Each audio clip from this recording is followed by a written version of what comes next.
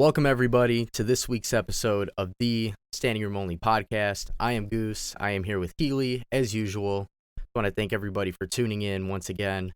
Again, if you're not already following us on Spotify, go ahead and subscribe, download. We are on Apple streaming services as well, Apple Podcast, Apple Music. We should be on.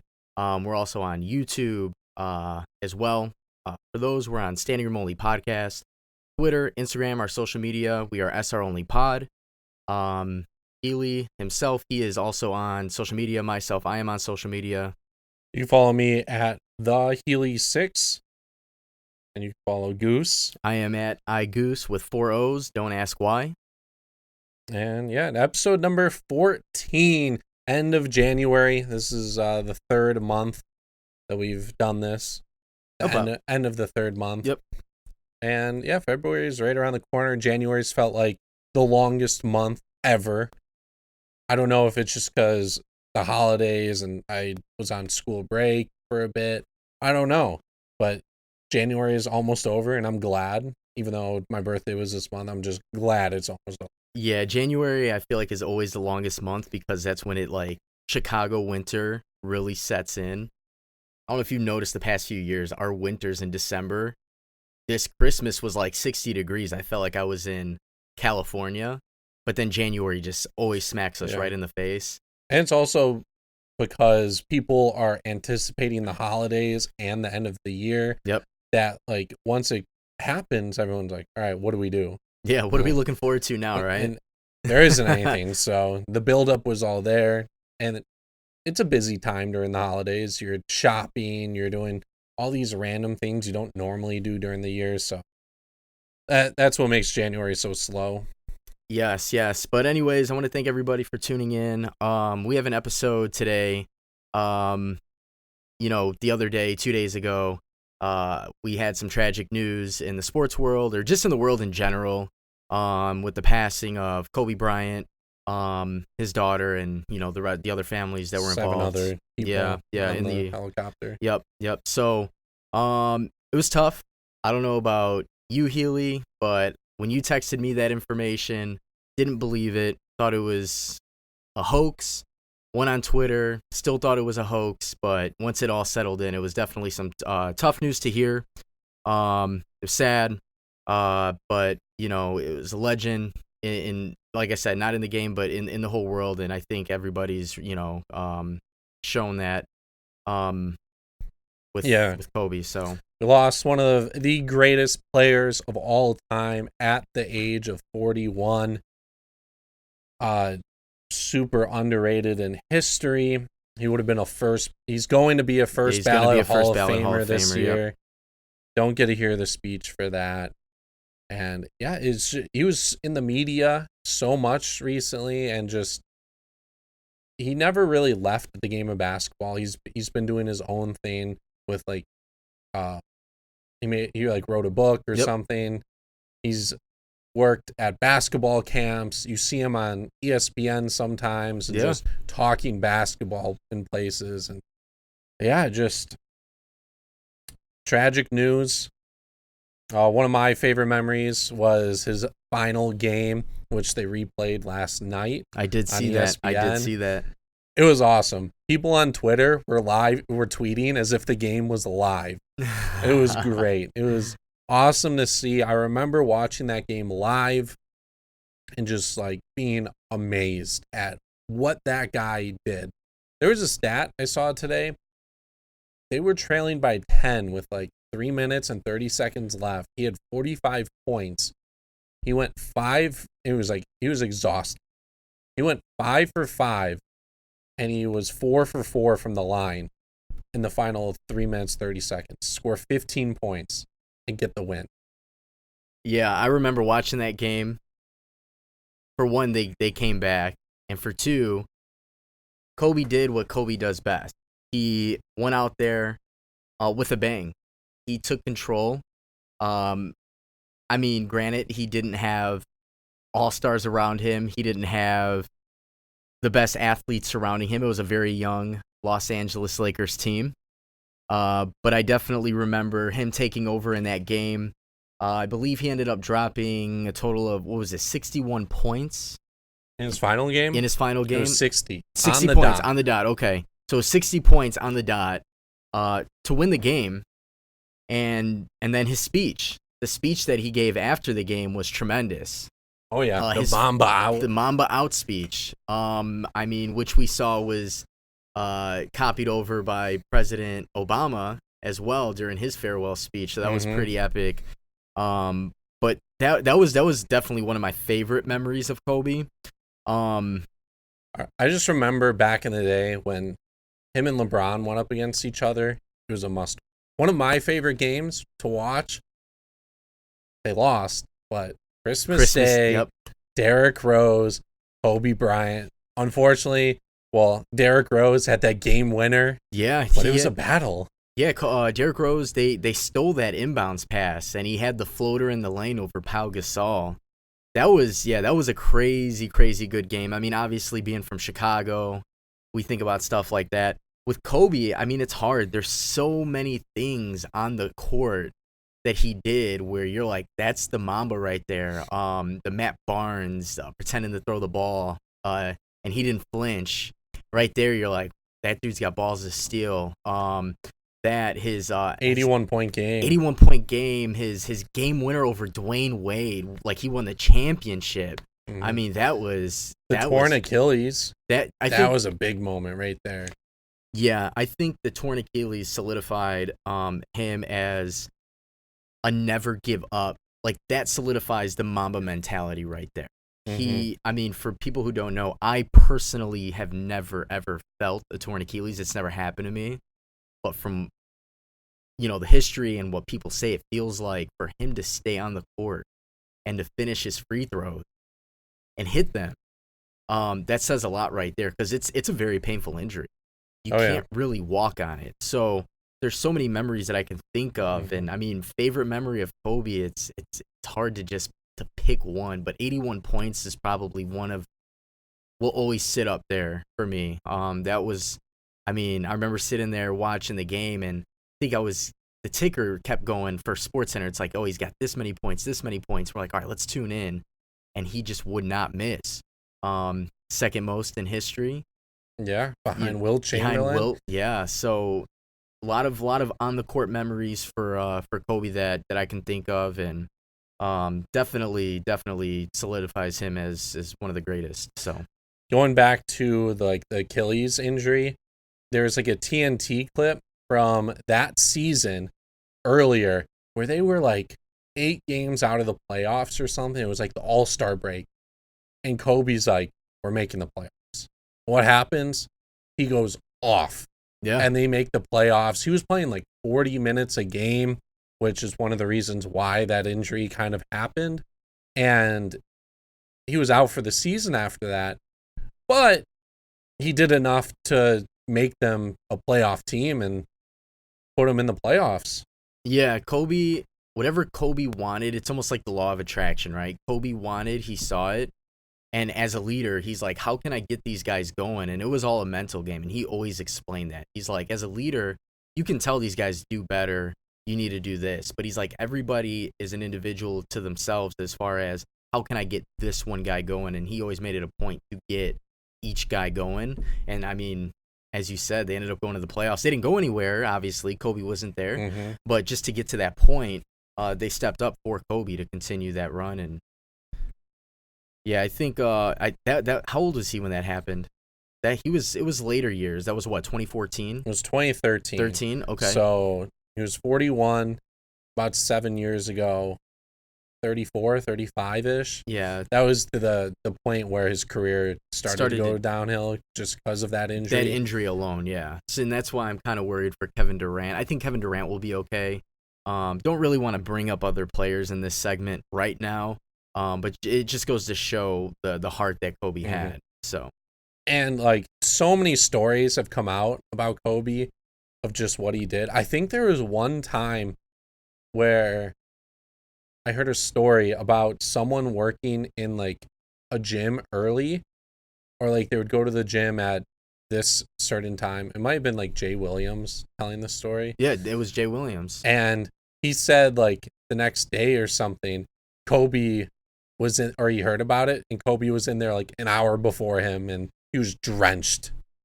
Yeah. And it was like 5 a.m. at that point. Yeah, I was listening to an interview he did just over a year ago. Forgot what it was on, but he told that story.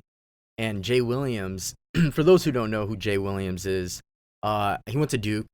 He was a guard. He was coming out as one of the best players in the country, drafted by the Chicago Bulls.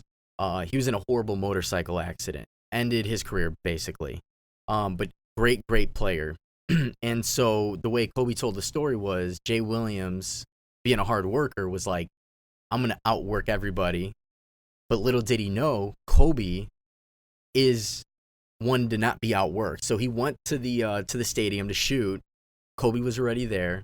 And Jay Williams was tired. He was giving up. He left, and Kobe was still on the court shooting free throws, layups, threes, whatever it was. So it's not just myth. Like, these guys actually lived it. Jay Williams and all these other guys telling their stories. But yeah, that just goes to show the type of player that Kobe was, and it's beyond basketball when it comes to that. A lot of people were thinking, oh, it's sports, but it's not. No, he was an icon. It's the hard work and determination. It's to say, oh, you want something. Well, you're the only person who can go get it. It's a mental game. If you don't put in the work, how could you ever? If you don't have the input, then where's the output, basically? And that's what he always stood by.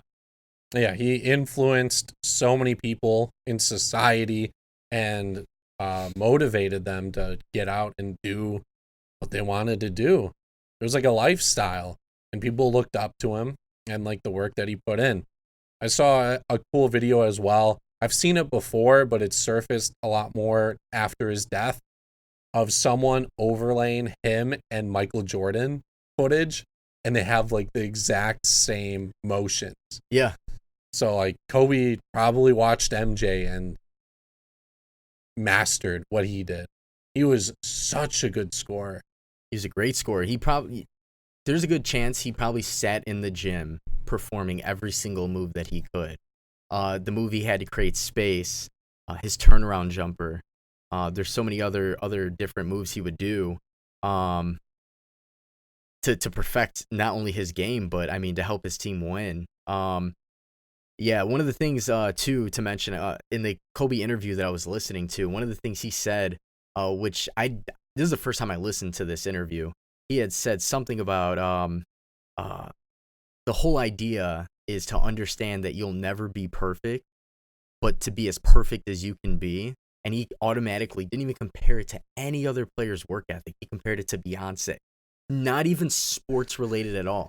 He's like, Beyonce actually, after her performances, would go and watch her concert or watch footage of it and would look for ways to do better. And he's like, that's the mentality you should have as a human to perfect your craft. And so that's something that always stuck with me too. I mean, I heard it yesterday. I was listening to it. Of course, I was looking up a bunch of Kobe stuff, as I'm sure we all were. So that was pretty interesting to hear from Kobe. So, yeah, one thing that I was going to tell you before the podcast, I stopped myself the other day. So we all know LeBron passed Kobe Bryant in scoring for third all time. Crazy. And yeah, the night before, and I was talking to some friends, and I was like, you know what? Kobe Bryant is probably the most underrated player of all time, because so many people think he's overrated. So many people like put him so much lower on top 10 lists, and like just in the history of basketball, they put so many people above him for what he did. And I even like said, I was like, people won't realize that or appreciate him until he's gone. And I think I was like, that won't be for a while. It's just like weird to think about. Yeah. Now, like he I mean, a lot of people did. I mean, if you look at like people's top 10s, he was in it, but it was like 9 or 10. But when it came down to the conversation of the GOAT, it was always Jordan or LeBron. But there would be those Kobe fans out there. And I mean, I personally, I'm not going to say I ever doubted Kobe. I mean, I always said it was 1, 2, 3, no matter how you look at it. And then of course you have like your Magic Johnson and those other legends.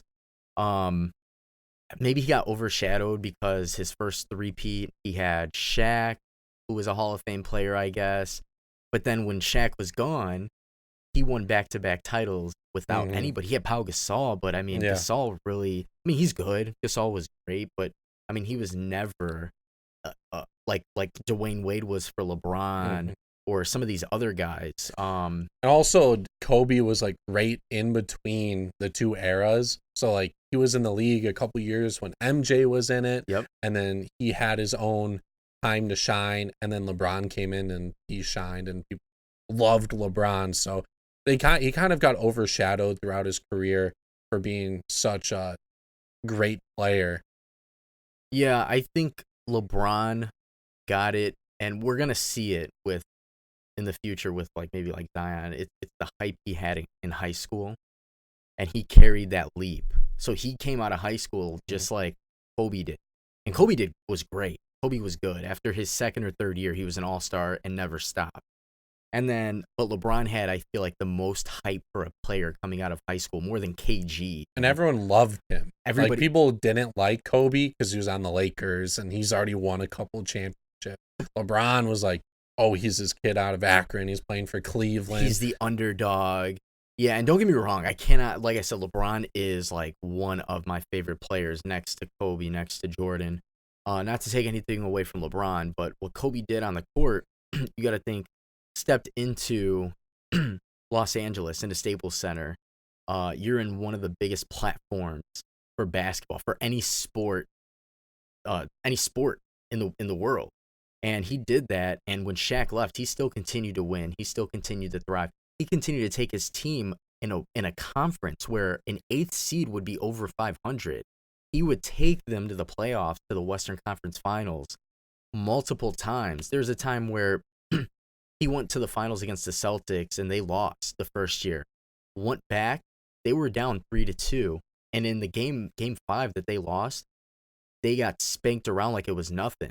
And Kobe had said when they were in the locker room after they lost, he started laughing. And Lamar Odom had asked him, like, why are you laughing, bro? Like, we just lost. And Kobe's like, bro, we just got our asses whooped. And he's like, he's like, we just lost last year, and this is our revenge, and we're still getting smacked around. He's like, we're going to change that.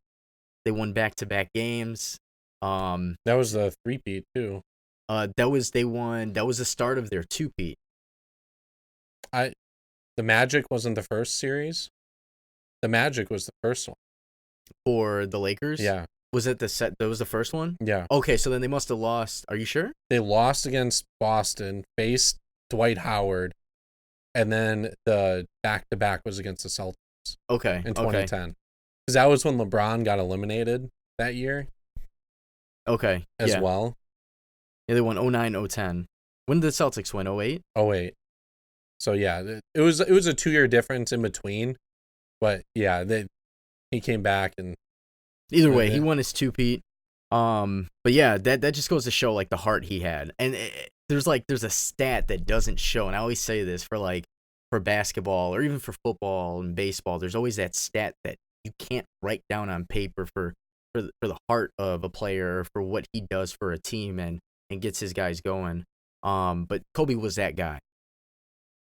It was insane. Like the day of too, they played games and everything. Trae Young and Devin Booker combined for 81 points. They both shot the ball 24 times. Yeah. They both combined to make 24 field goals. Yeah, they combined for 24 field goals, scored 81 points combined. Trae Young was 81% from the line. Devin Booker wore the number 1. Trae Young started off the game in the number 8. Unbelievable stuff. There's a crazy stat yesterday too.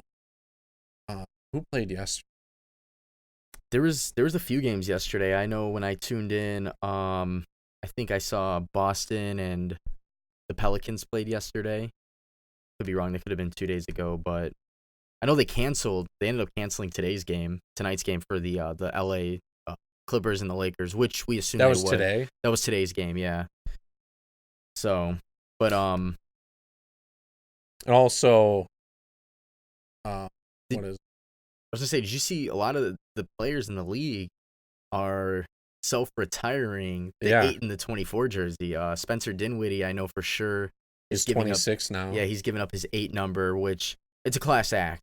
We saw the Dallas Mavericks, Mark Cuban said, we're going to retire the number 24. I do all the numbers. I mean, should 24 or 8 be retired across the league, do you think? It's tough. It's definitely tough. I think you will see a lot of teams retire 24. Like, Kobe's been out of the league. It's just he was such an icon and he's died so young. I think they should retire it across the league. Or another thing that I've been seeing, which would be awesome, is to change the NBA logo to Kobe in it. Take out Jerry West, put Kobe as the logo, and yeah. That'd be interesting to see. I saw that floating around on Instagram. I saw a bunch of designs. They all looked cool. I think the fadeaway one would be the best one, but there's a couple where he's dribbling. I think I saw something where Jerry West in like an interview in the past even said like he didn't want to be the logo. Like he was great. He started off great. He was one of the best players of all time. Yeah. He went 1 of 8 in the finals or whatever. Who is that? This is Jerry West we're talking about? Yeah, Jerry West. He's a pioneer, I guess, for the game. I mean, he was great. Don't get me wrong. Kobe is a legend. He's great. It's hard to just say we're going to change the logo. And don't get me wrong, it's very tragic what happened. If they changed it, I wouldn't be mad. Mm-hmm. I would not argue. I would not vote against it. I would vote for it. Should it, though? It's hard to say. I mean, did he pioneer the game into what it is today versus what Jerry West has done? Yes, definitely. It'd be interesting to see what they do. Retirement of numbers, sure. I mean, he's he's iconic, and it goes beyond basketball. At least one of the two numbers, 8 or 24, it doesn't really matter. I think 24 is like more iconic for him. Yeah. So yeah, I wouldn't want to see both numbers retired. That's just too many jerseys on too many teams. 24 is good enough. His like second half of his career was great with it. Also, like looking at it again, the numbers that he had in the number 8 jersey and the number 24 jersey were pretty much identical. He won like 3 championships in one. He won 2 championships in another. His All-Star game appearances were similar. His All-NBA appearances were similar. His point totals were similar. And his point totals, like separate in those jersey numbers, is like more than like 80 Hall of Famers already. He was a Hall of Famer with in 2 different jersey numbers. That's crazy. I mean, that's why he got both retired. Yeah, I mean, you pointed out 5-time champion, obviously 3 and 2 with the jerseys. I mean, if we look at his accolades alone, 2 times NBA Finals MVP. He won MVP once, which got robbed. He did get robbed. Times. There was one year when he averaged, I think, like 36 a game, and they gave it to Steve Nash. Why? I don't know. I don't know. He was good. He averaged like 13 assists a game. Probably the record. It was the record, too. I mean, that team was really, really good, though. Like, without Steve Nash, I feel like they were still a playoff team versus Kobe without the Lakers. The Lakers probably aren't going to be a playoff team. 18-time NBA All-Star, 4-time All-Star Game MVP. He was first team 11 times. He was a 2-time second team, 2-time third team. He was a defensive first team like 9 times. That's about as Jordan-esque as it's gonna get, if not better. And that's one thing that separates great players versus legendary players, good players versus great players. Not a lot of players who are offensive minded. You have guys like James Harden who could score, LeBron even, who has won multiple MVPs. A lot of these guys defensively can be a liability, and Kobe made sure he played on both sides of the ball. And he would guard the main guy. Always. He was always on LeBron. Mm-hmm. He was always on LeBron. He was always guarding the best player. Did he have trust issues? He didn't think the rest of his team could do it? Probably. Maybe. but he was damn good at what he did, so I don't blame him. I don't blame him at all. He was like, I'm going to be responsible if we're going to lose. And so that's what, that goes back to him being a leader. But accolades were nuts. He won a slam dunk competition. That was Kobe with the fro back in like 97, 98. I think it was 98. Ray Allen was in that dunk contest. Yeah, Ray Allen was in it. This Jesus Shuttleworth, he came into the league, like you mentioned, in an era that was kind of transitioning. You had the hard-fought grind of like the 90s with Detroit and Jordan, that whole era. And Kobe had to deal with that for a few years. And I mean, even going into the 2000s, it was still kind of that way. And he transitioned so well. He came in at a young age, 18. He was a baby. During the NBA All-Star Weekend, I believe, he went to prom. I did not know that. His first year in the league, he went to prom with his girlfriend because he was 18 and his girlfriend was a senior in high school. Imagine that. That's wild to think about. Man, he was that young. Somebody out there's telling a story like, well, I went to prom with Kobe. So there's actually a video I saw of someone that went to high school with them, and they're like, yeah, here's him in his yearbook. Here's this. Here's the picture I took of him at prom. While he was a Laker. And there was paparazzi at the prom too. It's crazy. So draft night, 13th overall. Right? Yeah, to the Hornets. And they're like, well, we're going to trade you. And they got Divac. Yeah. Who was good at the time. Good. He wasn't bad. Ended up flopping big time. He did. So it was a good move for the Lakers. But yeah, 13th overall, came into the league, immediately went to the Lakers. He didn't start off too hot. Not too many rookies do. I mean, maybe in today's basketball, in a shoot first type of, offensively, yeah. But in the system that he was in, Shaq, was he there? Shaq came in what year? 97, like right around the same time. I would say maybe not his first year, I don't think. He was maybe second year. Maybe I don't know the year before they won. Yeah. So either way, he was going into a system, into a franchise that was like big on winning. Well, they won it in his second.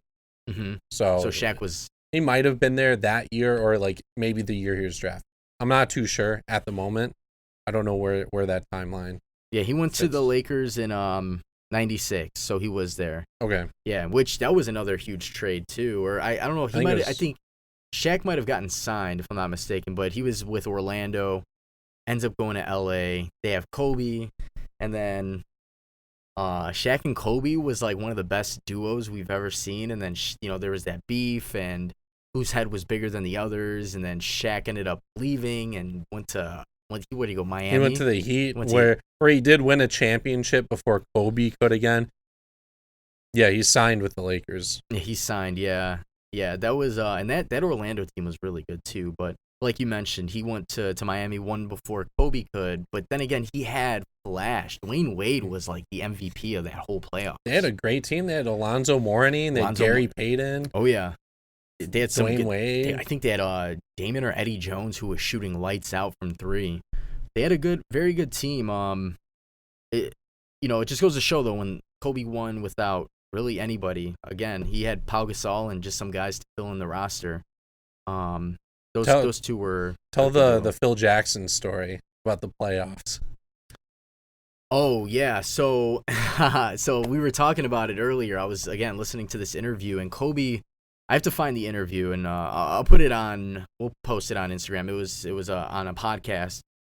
So Kobe basically was telling a story about his run. He had 9 straight 40-point games, the way he worded it, and he started laughing while he's telling the story. And he's like, "Well, what's so funny?" He's like, "Well, Phil called me, and he's like, yo, you got to dial back." And he's like, "Well, what do you mean?" He's like, Shaq. He's like, "Okay, like you want me to dial back for Shaq?" He's like, "No, it's not that. We need you to dial back because when it comes playoff time and in the finals, who are basically, I forgot who they were going to play that year. It was somebody who was dominating the paint. And he's like, if you keep dominating, Shaq's morale is going to be low. He's not going to get any points in the paint. And when it comes time to the finals, he's going to be rusty. He's like, I need you to dial back. He's like, we're winning games, but I need you to dial back a little bit and let Shaq get the ball. And the way he told the story was like, he was like, at first he was like kind of cocky. It sounded like he was being cocky about it, but he wasn't. He was explaining the mastermind of Phil Jackson and how he's like, it's a mental game. And everybody, you know, again, with Phil Jackson, his whole thing is he's a zen. He's a genius. How can you expand the mind beyond basketball, and how can you utilize that in basketball? And that was one of the things in the way Kobe told the story. It was funny because he's like, yeah, they told me to dial back. He's like, Coach, I'm putting up 40-point games when we're winning. Why do you want me to stop? And then, of course, he went on to say that, you know, they needed Shaq to utilize the paint more, and it actually worked in their finals. Shaq ended up doing well. They played the paint against, again, I forgot who it was, but they needed to work the paint because the defense that they played. So it was pretty interesting to hear Kobe tell that side of Shaq and then Phil Jackson in their playoff run. Not to go like too off track, it's wild how Phil Jackson got to coach two of the greatest players of all time and completely dominate. Yeah. He got to coach Jordan. Jordan, Kobe, and Shaq. And some other... Well, Pippen, too. And Pippen, yeah. And some other great players, and Rodman and those other guys, too. Two of the greatest franchises we've ever seen. He's got a total of 11 championships. That's crazy. And that's why he went to New York and thought he was going to bring New York a championship. But that's just something you don't do. Mm-hmm. Clearly, you don't do that. Maybe R.J. Barrett might do something. We don't know. But yeah, that's pretty interesting, too. I mean, Phil Jackson, I haven't heard a statement from Phil. I don't know about you. You know, obviously, we heard LeBron give a statement on Instagram, at least. He posted. Carmelo just posted one tonight. Oh, did he? He posted one. I know Dwayne Wade had posted. He was on TNT, and Shaq and T-Mac. Yeah, Tracy McGrady. Yeah, he was in that era, too. He came out around the same time. Him, Vince Carter. So it's interesting to see a lot of these guys in their 40s, but then you also have, like, guys that are 19, 20 years old. It doesn't matter your age. You were impacted by Kobe and what he did, again, on the court and off the court. Everybody wanted to be Kobe. I was never going to live up to be Kobe, but I guarantee you, in elementary days, when I was turning around shooting that fade with my paper ball, I was definitely yelling Kobe for the trash can. I channeled my inner Kobe, and it just goes to show, like, you know, what he did and who he was. And not going to lie, growing, like, in high school, when I played basketball for, like, the school and stuff, I emulated my fadeaway jumper to look like Kobe. I had that leg kick, and yeah, I tried to make my fadeaway look exactly like, because he was so good at the fadeaway jump. Yeah, that was his bread and butter. That's not easy. That's not easy at all. Very few players really developed it. LeBron did it late in his career. He, like, more towards the late second half of his career. Whenever he retires, I shouldn't say late second half, but he just started doing that within the past few years. And that was something Kobe mastered. And, I mean, it's huge. You're creating space. Dirk Nowitzki was really good at it, too, and we saw nobody could ever defend MJ, Dirk. too. MJ was great at it. It's such a difficult move, but if you master it, there's no way of stopping you can't, at all. You can't, unless you foul him. Or you just have long enough arms, I guess. Yeah, maybe Giannis. That'd be a good matchup. That would have been a good matchup. But yeah, for the record, I will dunk on Healy any given day. I don't care that I'm... Oh, yeah. And, yeah, it's something that goes underrated about Kobe Bryant is how good he was and, like, how much of an amazing person he was off the court. I don't know if you saw, like, a month ago, there was an accident that happened, like, at like an intersection nearby. He got out of his car and he walked, made sure everyone was okay in their cars, and then he was directing traffic as well. Yeah, that was, and the video, I mean, it looked like a major accident. I mean, it was all smoky, and at the time, I remember watching it, I was like, man, Kobe's a good dude. I didn't think anything of it. I was just like, class act by Kobe. Like, a lot of guys are probably thinking, like, shit, there's a bad accident, let's get out of the way. And here's Kobe, like, oh, these are humans, these are people, like, let's... And obviously Kobe in LA, I don't know if it was in LA, but if it was, I'm sure he's like, shit, this traffic's about crazy. That Did you And hear about why he had the helicopter? yeah, it was to avoid LA traffic. Yeah, well, that was the big reason. But It was during his time with the Lakers, and even afterwards with during doing his work, it would take him normally 2 hours to beat LA traffic. This helicopter ride would only take like 20 to 30. So you erase all that time, and he would do it so that he could go home and pick up his kids from school. exactly. And his wife is like, Kobe, I can go pick him up. He's like, no, I want to do this. I Yeah. want to go pick him Yep. up because as an NBA player, there's some stretches where you're on the road for like 2 weeks. He Yeah. wanted to spend as much time as he could with his kids, and that's why he had the helicopter. Yeah, that was hearing that and putting it all together and seeing him after developing that relationship with Gianna, with Gigi. I mean, just seeing it before the tragedy, I'm like, I like this bond that he has going on. Like he's like really showing off this father figure. And we saw like the gifs and the memes recently, obviously before when they were at the game, and he's trying to explain the game to her, and she's like catching on, and he's like, yep, you're catching on. You can tell he's like proud in every moment. And that was something that they explained about Kobe. Or Kobe actually would always say, hey, this is my daughter Gigi. He was always proud of his kids and his wife and whoever it was. I mean, his last game, he gave that huge speech, giving Vanessa a huge shout out, saying thank you for everything you do, for holding us down. He was a very selfless person when it came to life, and it really showed. Yeah, there was another interview too. I think they asked him like, "Are you gonna try to have a boy?" Because the thing is like, are you gonna have a kid to like try to get your legacy? And he's like, "No, I love all my girls. I'm fine with them. Gigi, she can do it. Like, she can go to the WNBA. She could continue my legacy." I think he was also talking about like when people come up to him and she's like around him and people are asking him about it, and Gigi was like, I'm gonna do it. She's like, why can't I do it, basically? Yeah. And that goes along. That's Kobe's mentality right there. And he didn't care. He was so proud of his daughters.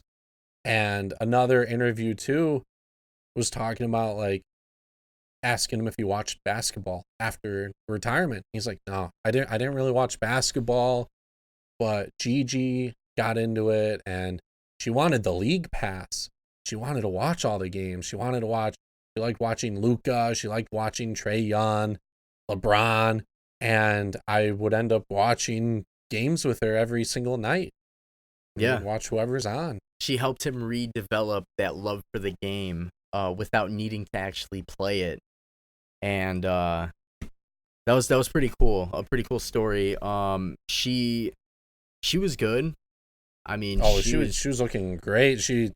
Her footwork form was awesome. Yeah, he was training her, and the thing was with her, she wanted it. Like, this is what she wanted. She wanted to train. She wanted to make her father proud. And Kobe had said, no matter what, the biggest thing for him as a kid. So he had said, when he was 12, I believe he was 12, because his dad played in the league. He played overseas in Italy. And so he said when he was like 12, for a whole season, he didn't score a single point. And he was asked, he's like, well, what changed? How did you not, how was your morale not low? And he's like, well, my dad basically came up to me and he hugged me and he said, I still love you. He's like, it's more than, it's just a game, but like, if you're going to work for it. And he was like, I use that as a security blanket to do better. He's like, I'm going to go out there and keep doing what I can. He's like, no matter what, my dad's going to love me. What do I have to lose if I just keep trying and trying and trying? And then he did go on to say, and he's like, yeah, he does love me, but I do want to drop that 60. And so it took him 2 years. By the time he was 14, he was one of the best players in the country. That was when his dad came back and played for the 76ers. Yeah, which is why he was from Philly. Yep. And yeah, going back to like Kobe's playing days, he did some ridiculous stuff. He studied how like sharks in water like get seals and like yeah, like kill seals. He studied how cheetahs like keep their tail in a certain spot to like for balance, which is one of the reasons why he has that kick in his fadeaway was for balance. He looked up the most ridiculous things of animals and like hunting, and he was just thirsty for that. Also, he knew like many languages, which helped out a lot in his career, especially probably playing with Pau and like other players. He could speak in a foreign language to mask what he was saying from his opponents and stuff. Yeah, he was fluent in Italian and he speak French and Spanish. And like last month, when Luka was playing the Lakers, he was like, I heard someone speaking Slovenian behind me. Yeah, and he turned around and it it was was Kobe. Yeah. Yep. That was crazy. He yeah, definitely that's interesting. I mean, he never ever slowed down and stuff, and that's just like it's the power of the mind. Like whatever you want to achieve, you can do it, and that was something big for Kobe. And I mean, that's the heart of a lion right there, you know. Yeah. So many stories we could talk about him for I'm thinking hours. About that game winner against the Suns again, like just replaying that in my head in the playoffs to go up 3-1. And man, there's so many different stories. Unfortunately, I never got to saw him play. I never did either. Yeah. I debated his last year, but tickets were just so expensive. They were so expensive. 300 level was like $200, and I was just like, is it worth it? Is he really gonna retire? And apparently he did. He was very confident with his decision. I personally want to see LeBron play. So we got to mark our calendar for that. I think I've seen him play. Oh, yeah. One of my first NBA game that I went to was Cleveland Bulls, his rookie year. And after that moment, I didn't know much about basketball at that point. I was 6 or 7.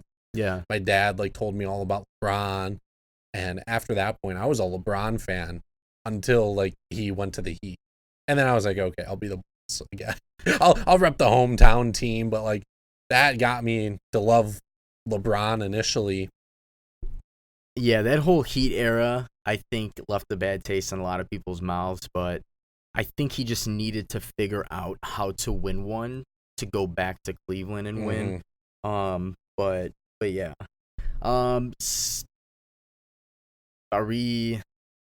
You want to transition over to the NFL? Oh, I got one more fun fact. So in Kobe Bryant's last game, he got taken out of the game at 4.1 seconds left in the game. He died at the age of 41.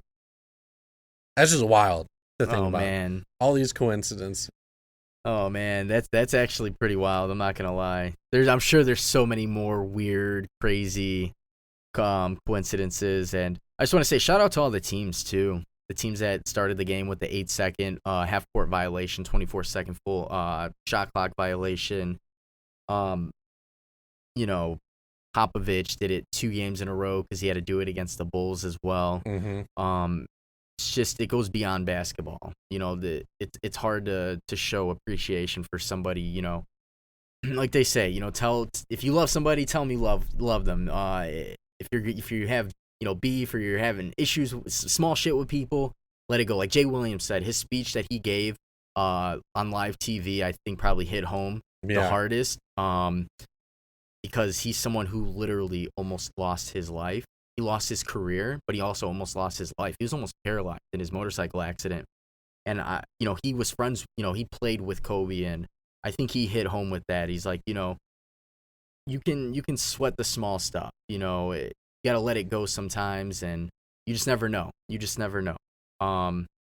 But yeah, so that's I think that's going to wrap up our segment about Kobe. Again, rest in peace to a legend. To the families out there, you got to show support for them any way possible. I mean, it's tragic, of course, for Kobe and Gigi and the Bryant family, but the other 7 members that were affected and their families as well. It's tragic. It's something you never want to wake up to. So right now, we're gonna transition over to the NFL. The NFL is our last week for now. Yeah, we can briefly talk about the Pro Bowl. I watched about 3 plays. It was basically 2-hand touch football. As usual. They would... I saw someone run like a drag route. They got the football, and then someone ran up to him, grabbed him with 2 hands, and the whistle got blown. Yeah. Oh my goodness. Like, they brought back the skills competition. Yeah, they had that all week, which is pretty cool. When I first saw the first one, I was like, that's weird. This player, I don't remember him ever being in the pro. I thought it was a replay. And I was like, oh shit, this is that. They actually brought it back.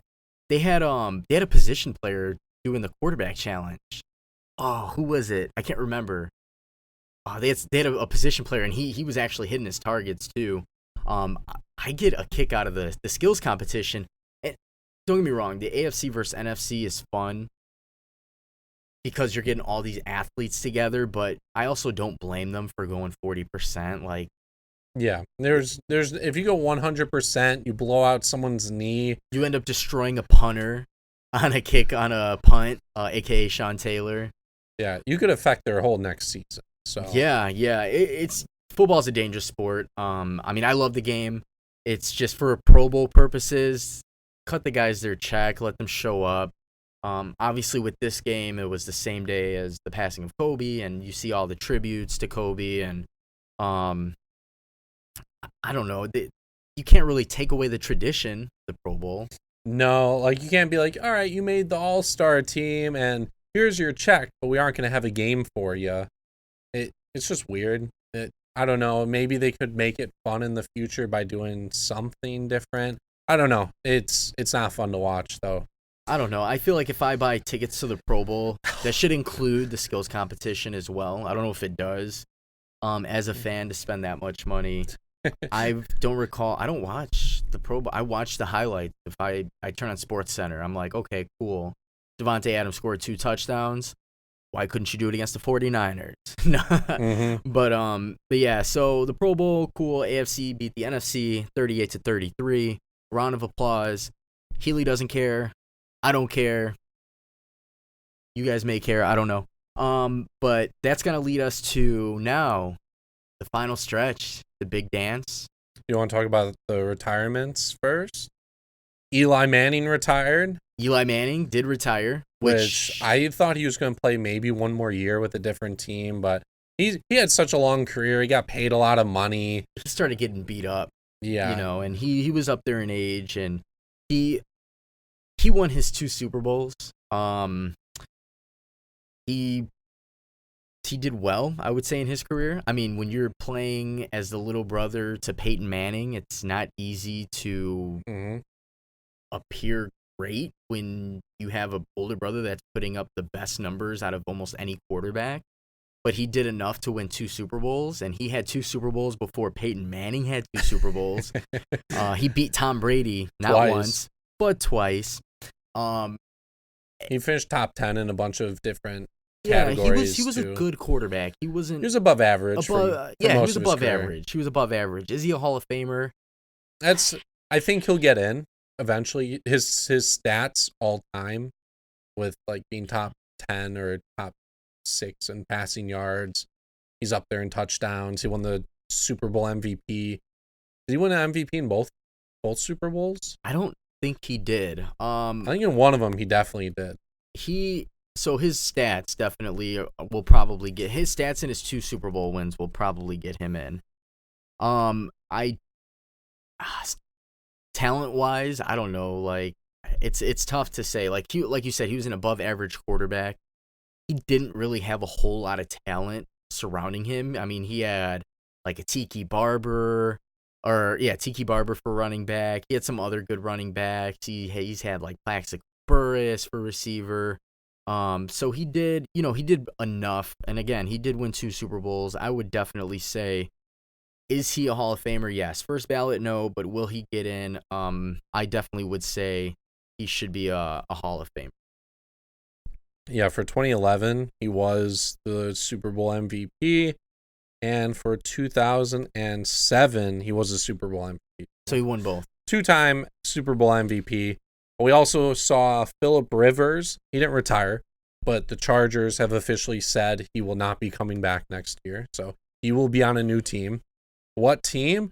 Maybe if the Patriots can't get back Tom Brady, they bring in Phillip Rivers for a year. I don't know. He's smart enough. His arm is garbage now. His arm is so weak. Yeah, his arm isn't as good as it used to be. Like the Patriots have a system in which if you have somebody who's smart enough to play the position, they can do enough. They can, I don't want to say thrive. Thrive sounds like they're going to break records, but Tom Brady's a little bit different. We'll see. I don't know what Tom Brady's going to do. He's yet to announce what he's going to do. I don't see him going to any other team. I can definitely see him listening to other offers to kind of gain an advantage in the free agency, to kind of leverage the Patriots to give him a little bit more money. But it would be interesting to see where Phillip Rivers goes. I think I read somewhere that he actually bought property in Florida. So do the Dolphins end up going? They drafted quarterbacks recently. I don't know if what Phillip Rivers is going to do. I think personally he should retire. I think he's been on a downslope for the last couple of years.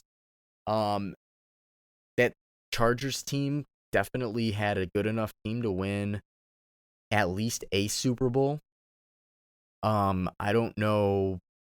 What do you think, Healy? Phillip Rivers, I know you mentioned Miami. It looks like they have Josh Rosen, who they traded for last year. They're going to draft Tua whatever his name is. Yeah. Tua from Bama. We'll just call him Tua. So I don't see him going to Miami. It's just such a weird thing because a lot of teams have established quarterbacks, and he's so old, but he's not good enough for a team to be like, all right, we'll bite the bullet for a year.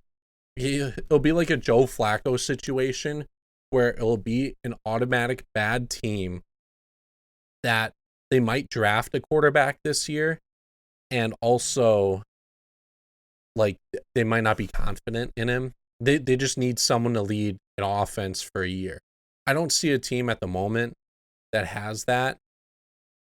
I don't even consider the Bears like doing anything with that. I don't. There's not like a bad team. Like the Chargers were bad, so like that's weird. I don't see him going to like Denver. I don't see him going to the Giants, Miami. The Bengals are going to draft Joe Burrow and play him. Yeah. There's so many good quarterbacks in this year's draft that the bad teams are going to fill that need and play them immediately. Also, like the Redskins, they got Dwayne Haskins. They're going to roll with Dwayne Haskins. Haskins is going to come around. I mean, he was a great quarterback in college. Let him at least play through this year.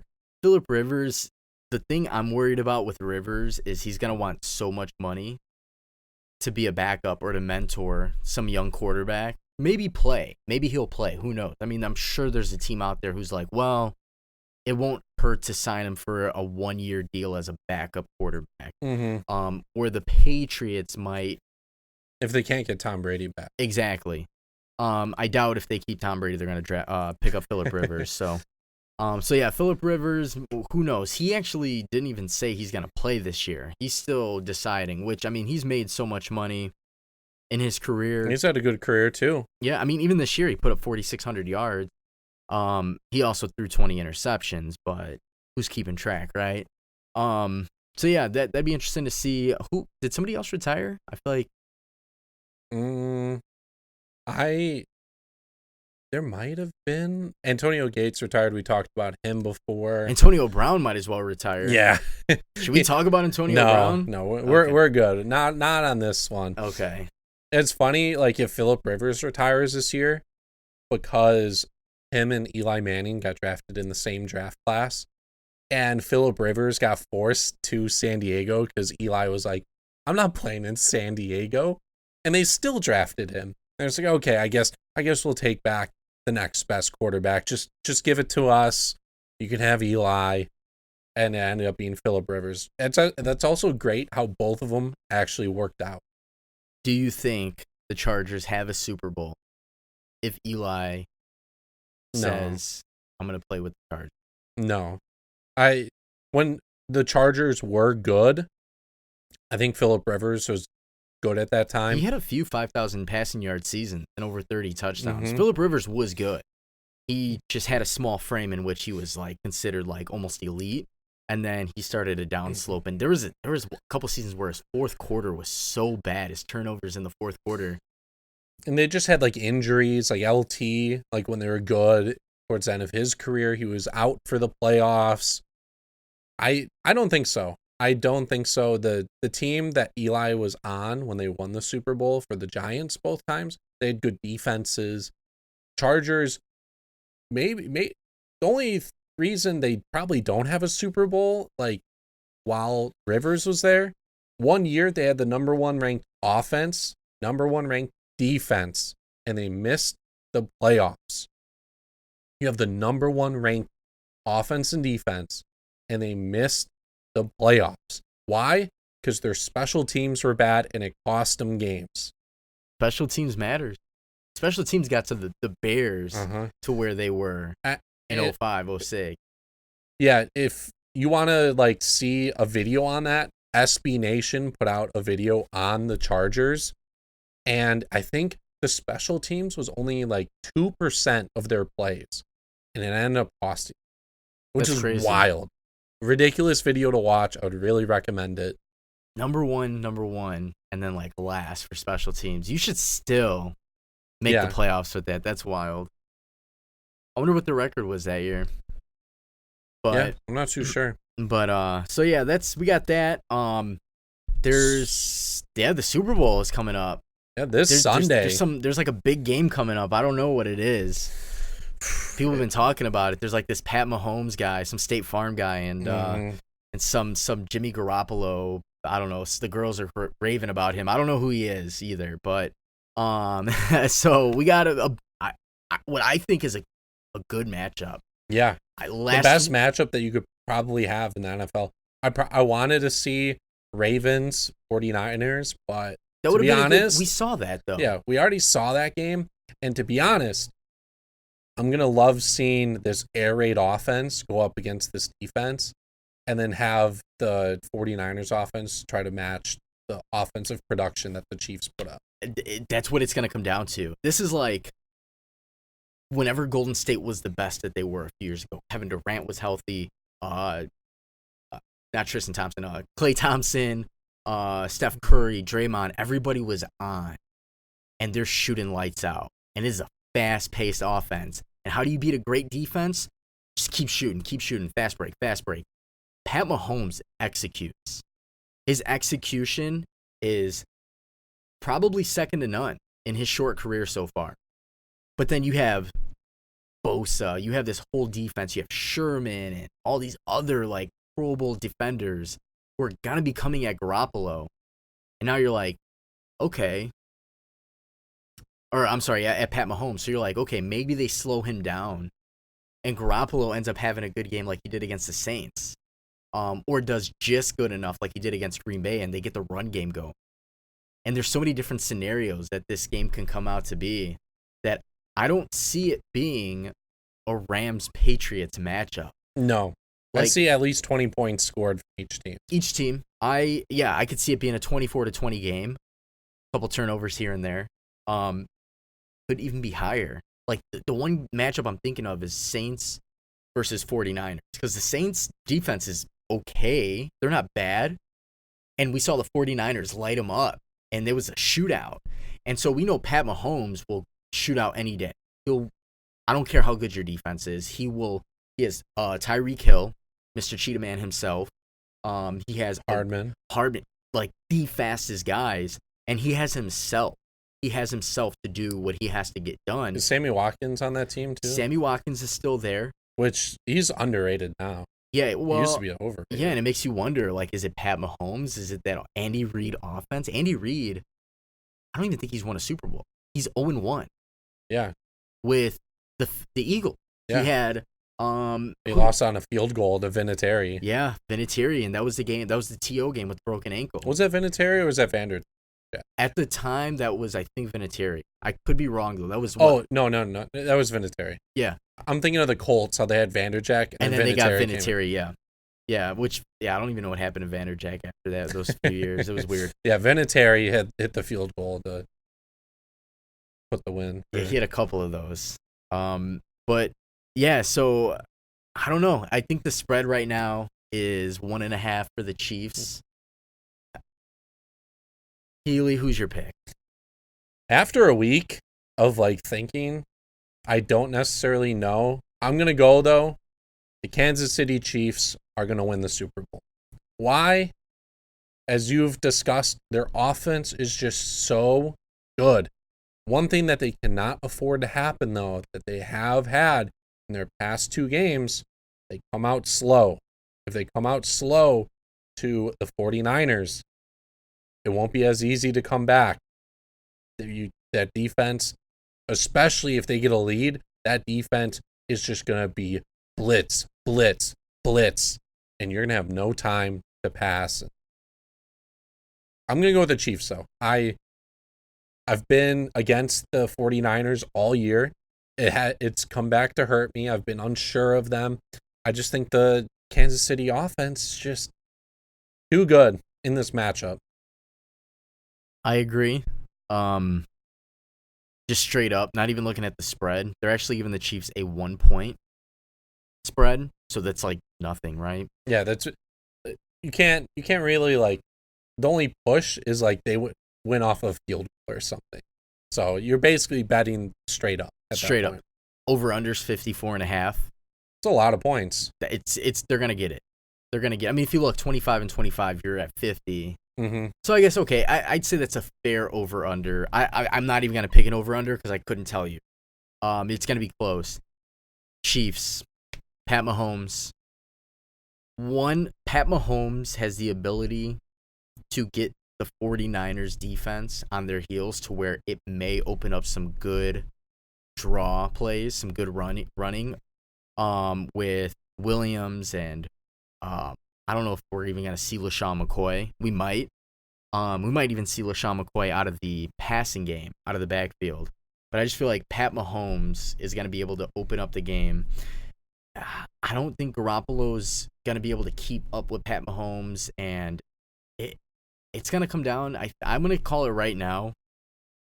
Fourth quarter turnover.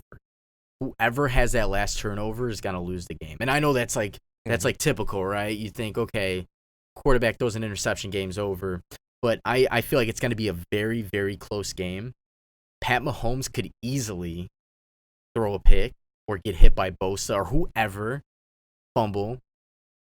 But on the flip side, Garoppolo, I mean, this dude threw 13 interceptions on the season. He's not a saint. He's not a great quarterback. He's good. He knows how to manage the game. And if it's a blowout, then damn. I don't know. If it's a blowout, then damn. Mm-hmm. I'd be shocked. I'd be very shocked if it's a blowout. I have one player that I want everyone to watch this Sunday. Not an offensive player. Defensive. Plays for the San Francisco 49ers.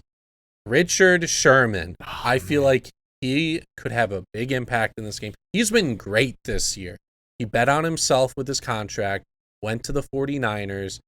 He had that injury, went to the 49ers, and this year he has been great. And going up against this offense, we'll see, do they throw the ball at him? Does he get that pick at the end? Is he in the right spot for a pass deflection? He's a big defensive back. He knows how to utilize his height. He does not generally get beat off the line. My only issue is he's older than from when we saw him with the Seahawks. I mean, who does he even cover? Yeah, he doesn't have the speed. They're going to need a safety, and I'm pretty sure he plays the zone a lot. Mm-hmm. They're going to need a safety over the top. Tyreek Hill, and the thing is, even if you have a safety over the top, you have Tyreek Hill who's so little and fast. He's going from sideline. He's running almost like a post. It's like a cross route to the other sideline, but towards the end zone, and it's hard to keep up with guys like that.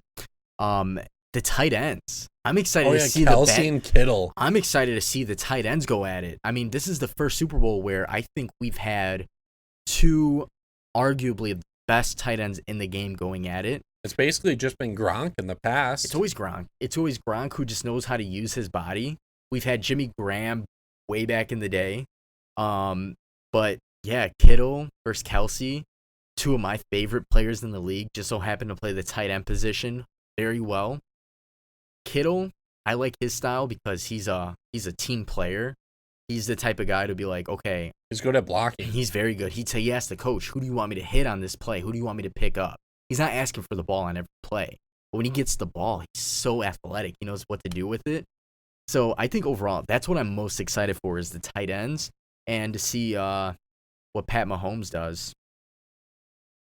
Yeah, we both pick the Kansas City Chiefs to beat the San Francisco 49ers. If you're a 49ers fan, sorry, like they can win the game. It's a tough decision. Yeah, this is tough. I'm not even saying blowout. Like the 49ers could easily be on the flip side and have that 1 point spread. You know, we don't know. I just think the Chiefs in general, they're the team that has the best chance to come out on top. This is the team that beat themselves last year, would have won the Super Bowl last year. It's a revenge season. Pat Mahomes came back from his injury, did not look back. Nobody talked about Mahomes. Everybody's riding the Lamar Jackson horse, which I was. But even then, throughout the season, I'm like, nobody's really talking about the MVP from last year. The guy who can literally hit a target 20 yards downfield without even looking at him. And this is his moment. I think this will be the game where we're like, okay, Pat Mahomes is the future of the league, even if he's still here. But we're going to see him win. 49ers are going to be good for a while. They have a young, talented defense. They have a young, talented offense. So we might even see these guys again down the road, but definitely going with the Chiefs. And we're going to put a poll out. We'll put a poll out on Twitter, on Instagram. We'll share it on our personal accounts. I want to hear everybody's feedback. I know a lot of people traditionally are like, let's go Niners, 80s, 90s. My brother, I want to somehow deactivate his social media because all he shares is Jerry Rice and T.O. back in the day. And he was a big 49ers fan. And so for him, he's just if you're going to be watching the game with me, Healy, you'll see he'll have his 49ers gear. It's crazy. There's a lot of 49ers fans. And so I know right now, I think if you look at it, it's probably the poll on Yahoo's like 55-45 for the Chiefs. But I don't care about that. I care about our pool. Whoever's listening, tune in. And I want to hear what everybody has to say. Twitter, Instagram, let us know. So pretty much moves us over to the baseball news. Not a lot this week. Dusty Baker, new Houston Astros manager. Oh, Dusty. Yeah. Wow. We talked about him in a previous podcast. Yeah, Dusty Baker. He's been around a while. I think that's maybe a good move, I guess. I mean, they needed somebody, obviously. He's stepping into a huge role. And it's going to be a lot of media attention this year as well. He's not just like, okay, their manager's gone.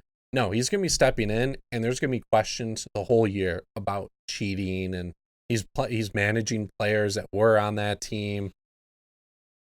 He has a chance to give respect back to this Astros team. Because this team, okay, they did cheat. Don't get me wrong. They're cheaters. They're not. They have talent though, and I think if he can at least get them close, then fans can say, okay, you know what, we got rid of, the coach and the GM. We got rid of the bad guys and made sure that they don't have any video cameras. Right, there's no cheating. Okay, let's give them some respect back. You can't take away the fact that they did cheat during their World Series run. They'll never hear the end of that. That'll always be there. Salty Yankees fans, Dodgers fans. Everybody's going to be salty about something, at least for the next few years. But Dusty Baker stepping into a huge role right now, this right here can, make a huge imprint on his coaching career. I mean, obviously he's coached some great teams. He's coached the Giants. He's coached Coached the Cubs for a while. The Nationals. Yeah, Nationals. The Reds he did okay with. Yeah, he was all right with the Reds. The Reds they were kind of up and down. They've been up and down. But we're going to talk about them next. But yeah, it'll be interesting to see what Dusty Baker can do for this team. The big signing for this week, I hate saying it, the former Chicago Cub for about 60 games or so. He was great. Signed a 4-year, $64 million deal with the Cincinnati Reds. He goes to Great American Ballpark, which is one of the best hitter parks in baseball. I hate seeing that. That lineup is so good. Great pickup by the Reds. And they could potentially be favorites for the NL Central now. Before even the signing, it was them and the Cardinals for 1 and 2. Now it's probably them. The Reds are looking great. Yeah, and I know a lot of people are like, well, how does one player make an effect? Well, let's look at a guy who, if I'm not mistaken, led the league in doubles or was top 3 in doubles. He had like 60 doubles or something. He had a lot. And that's a huge stat. That's the guy before me walked. A double drives in a lot of runs if there's a guy on base. He did play at Comerica, which is a big outfield. A lot of those doubles would have been home runs elsewhere. He did well in Wrigley, though. Yeah, he was awesome in Wrigley. He was great. He had great energy, too. He loved being a part of that team. And the Cubs are like, yeah, we aren't going to dish out. I hate that. I hate it so much. And then he goes to a division team that's on the rise. Oh, so terrible. In his contract, though, he has an opt-out after year 1. He's making $16 million. So I think it's going to depend on, 1, how the team is and the team structure after this year. 2, how he performs, because he could opt out and get the money. And 3, I think it will depend on if the DH rule gets put into the NL. Yeah. Which, at the same time, he's already on an NL team, so it doesn't necessarily matter. He'd just be the DH of the Reds at that point. But the big one is, like, for himself and just getting more money next year. Because if he plays very well, he could opt out and get maybe 18 or 19 mil and get, like, another 4-year contract. I'm predicting Nick Castellanos to opt out after he bats a solid 290, 280. With like 33 homers, 33 home runs, 40 doubles. 107, 108 RBIs, which is good. He has a lot of people in that lineup that he could drive in. Add to your resume. As a player, what can you add to your resume to increase that payroll? That incoming cash into your pocket. For him right now, you don't give a guy a 4-year contract with a 1-year opt-out option. That 1-year opt-out option is basically like, hey, we're giving you a chance to step up and show out. And the thing is, say they go to the playoffs and the Reds are like, shit, he's going to opt out. Even if they win or lose, he's going to opt out. They get to the playoffs, that's more reason to keep that same team and build on it. He's going to get way more money no matter where he goes. If he stays with Cincinnati, they're going to throw more cash at him. If he goes back to the Cubs, just kidding, they don't want to spend money. If they go anywhere else, they're going to throw money at him. So looking at this lineup for 2020, they're looking especially nice. With the Mike Moustakas signing. Yeah. Joey Votto, if he could be decent. Shogo, who I think will be good. They don't have any fast players that are going to steal a lot of bags, but you don't need that in today's MLB. You don't need that. You just need guys that can rake. Yeah. Eugenio Suarez, Moustakas, Castellanos, Aquino, and there's a lot of talent on this team. So, might not be the year for the Cubs. Not looking like it. They signed Steven Souza and they signed Jeremy Jeffries today. Okay. Shout out to them. Okay. Shout out to them with those 2 amazing signings that combined for probably $1.4 million. Hey, you know what? It's a great day to be a Cub fan. All right. They signed 2 players. The Reds only signed 1. Think about that. Yeah. At least, in today's perspective. Yeah. Right. So yeah, we had that going on. I think that was pretty much the last big free agent. We've been waiting on Castellanos since day one. Yeah, I think that's pretty much the last one. I can't name anyone else off the top of my head. We could talk about, there is speculation and talks that in 2021 the DH rule could be universal. What's your first thoughts on that? The DH or the NL adapting to the DH? What are the Carlos Zambranos of the world gonna do? There's pitchers out there who like to bat, who like to strike out and break bats over their legs. No, it's tough. It's tough. It should be even. It should be fair on both sides. Mm-hmm. I know tradition, it speaks loud, and DH in the AL has always been a thing. I think of like pitchers like Edison Bumgarner and guys who can really hit. And in the playoffs, I think in the World Series, didn't John Lester's hit a couple home runs in his career. I don't even know if he's done it in the playoffs, but there's pitchers out there who pitchers go up against. And Travis Wood hit a home run. Wood hit a home run. Okay, that's who it was. But it's because you have pitchers who are like, oh, I'm going to pitch over the middle to this pitcher, and then he smacks a home run. Yeah. I mean, it'll make baseball more fun to have the DH all around. Mm-hmm. I don't know. I'm not against it.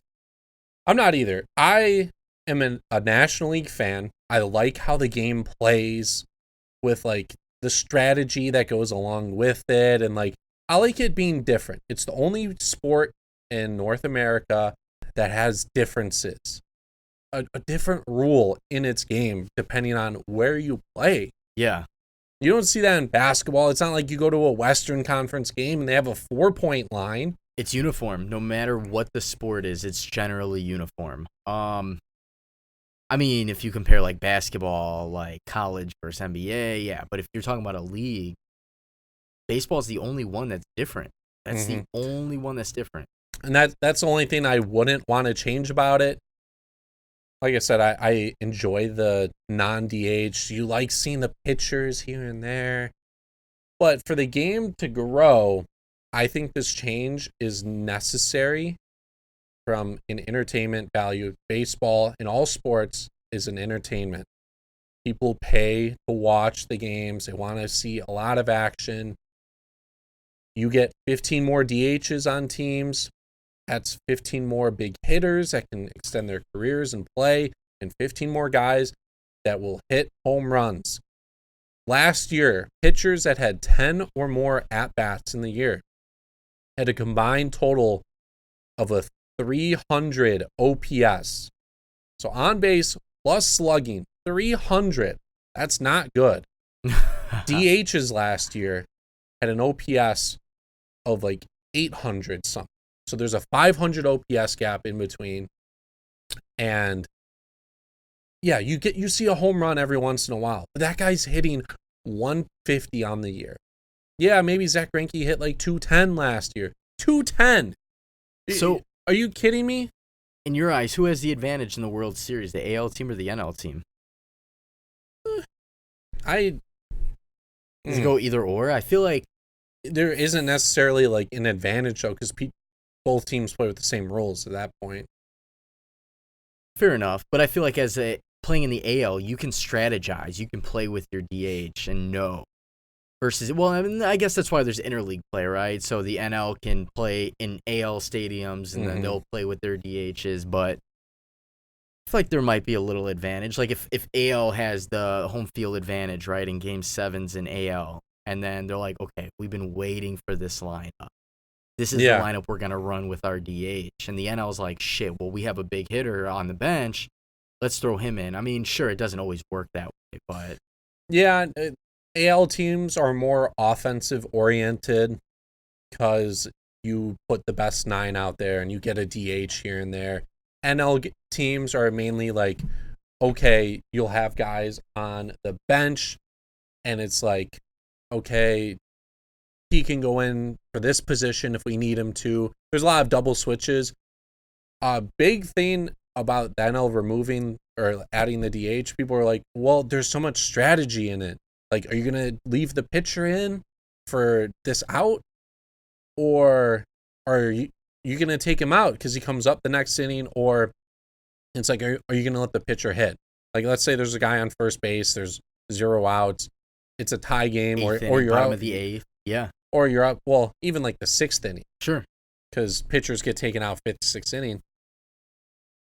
I saw someone tweet out, Paul Sporer, he tweeted, there might actually be more strategy when there's a DH, because in an NL game, you're like, okay, he's coming up, we'll take him out, no problem.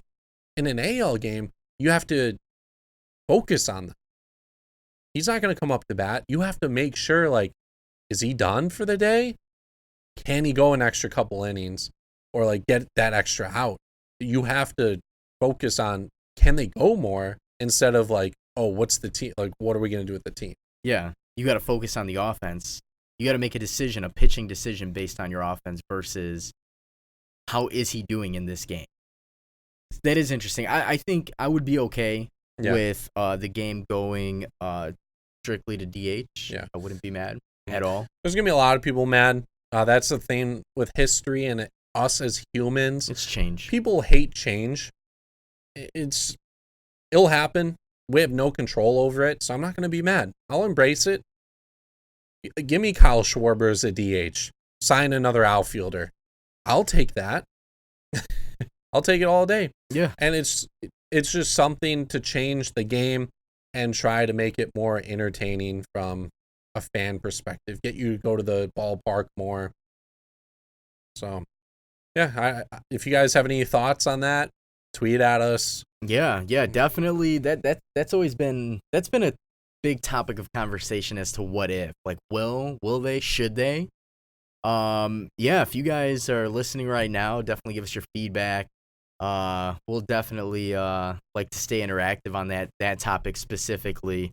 Because it's not something that would be implemented this year. It would be next season, 2021. If I'm not mistaken. 2021. So not this year. This year's the 3 batter minimum. So relief pitchers have to either face 3 guys, or they have to finish the inning. So that's going to be interesting this year. That's tough. Mm-hmm. That's a weird rule change. Do you like it? At first, I didn't necessarily. It's definitely going to be odd.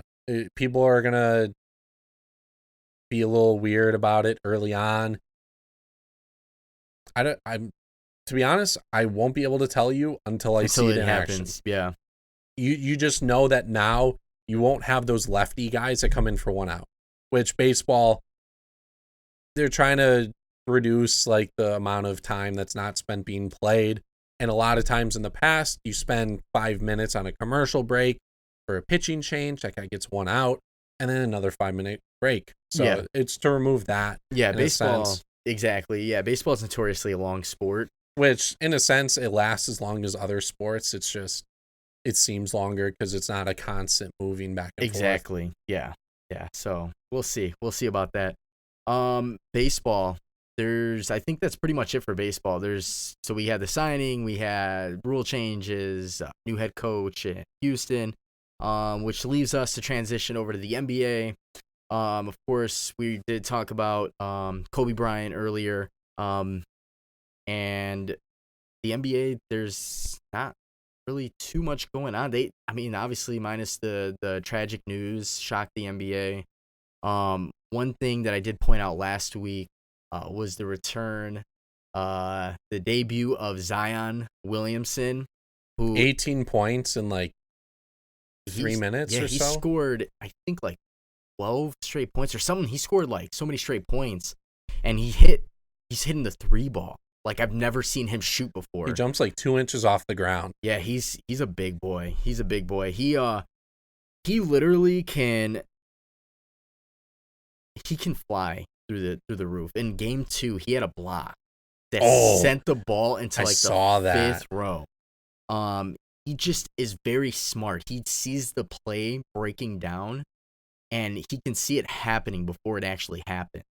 And he got over for that block. And I don't know if I don't even think he's had many other blocks. And he's playing his 3rd game right now. I was actually following his stat line. He's 14 points, 9 boards.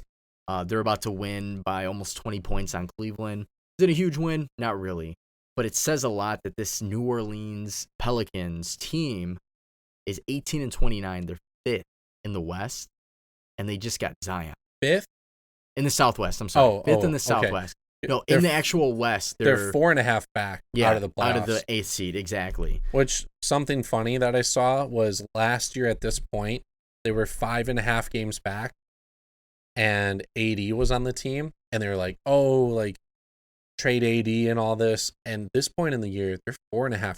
They're at the same position they were last year, but their team's so much different and so much younger. So much younger. And like I said, they just got Zion back. They have Brandon Ingram, who's starting to blossom into a pretty damn good basketball player in the league. Drew Holiday's already good. Derek Favors is playing center tonight. He's not bad. I think, he's got a few years under his belt, so he'll be good. They're only a few pieces away. 2 years for sure they're going to be a playoff team. Yeah, no doubt about that. Dame Lillard went off last week. He averaged 50 points throughout the week. Yeah, he had that huge game that we talked about last week on MLK Day, when he dropped 61 points. 63. Yeah. Something around there. Yeah, he's obviously balling out. He had another 50-point game throughout the week, too.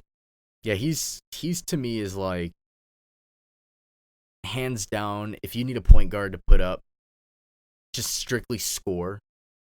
And his defense is okay. It's nothing special, but he's definitely one of the best scoring point guards in the league when it comes to shooting the ball, next to like Steph Curry and I guess Westbrook. But Westbrook, his cold streaks are horrible. So Dame Lillard had a good week. We have pretty much Boston played against the Pelicans 2 nights ago, and the Pelicans won. They beat Boston, and Boston wasn't really hurt. Zion, that was the game Zion had that huge block, and they played in Boston too.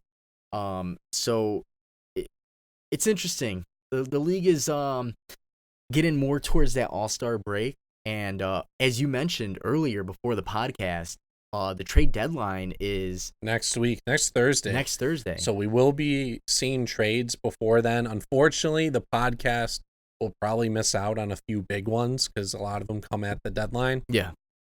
So next Thursday is the trade deadline. Also next Thursday, Pelicans come to Chicago and play. Might have to go see a game.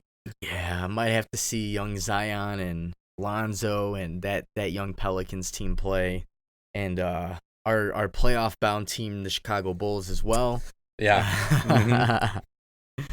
So, but yeah, that was pretty much the highlight of the week for the NBA. Nothing crazy again. Nothing. Besides, I don't even really want to talk. I don't want to talk about. I don't even want to talk about basketball either. It's just with the tragedy that just happened on Sunday and Kobe Bryant and just the whole league was shocked by it, and obviously games are getting canceled and whatnot. But yeah, just wanted to touch base with the return of Zion. Could be the next potential great that we're gonna see. So wanted to touch base there. Yeah, that'll pretty much do it for the Standing Room Only podcast, episode number 14. 14 episodes. 14 weeks, wow. You can follow us on Instagram and Twitter at SROnlyPod. You can follow us on YouTube. If you guys listen on Spotify and Apple, make sure to subscribe and download every single episode and leave us a review on Apple. That helps us out a lot. It'll help us out going up the boards. And you could follow myself at the Healy6 on Twitter and Instagram. Yep. And pretty much any social media. Yeah. He has a YouTube channel as well. Make sure you follow that. He does content. He creates content for the MLB The Show. And then, of course, myself, I am on Instagram at iGoose. That's with 4 O's. Like Healy said, go ahead and follow Spotify, Apple. Leave a review. You think we're good? You like listening to us? Boom, 5 stars. If you don't like us, let's hear about it. Let's talk about it. Sue woo. Yeah, we will see you guys next Wednesday. And I hope you guys have a wonderful week. Yes.